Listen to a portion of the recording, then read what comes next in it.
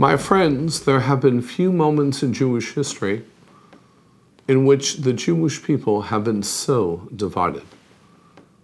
Today, the state of Israel feels to many as though it is coming apart at the seams. Tisha B'Av, the saddest day on the Hebrew calendar that we just observed on Wednesday evening and Thursday, marked the tragic anniversary of when our people suffered the loss of the two holy temples in Jerusalem.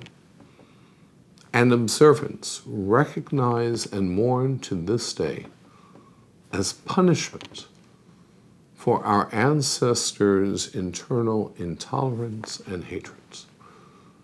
In 2023, the state of Israel, the third Jewish Commonwealth, is being threatened not by external enemies, but again by a surging internal divide.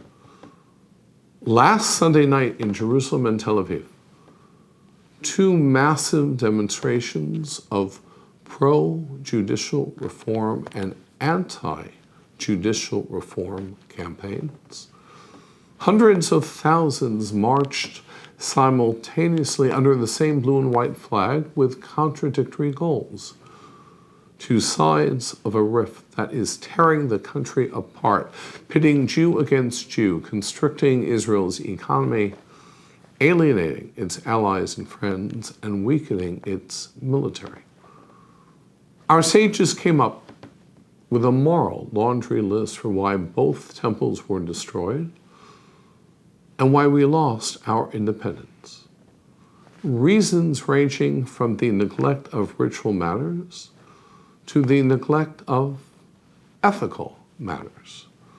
And highest on the list was Sinat Chinam, baseless hatred, the internecine conflict of Jew versus Jew.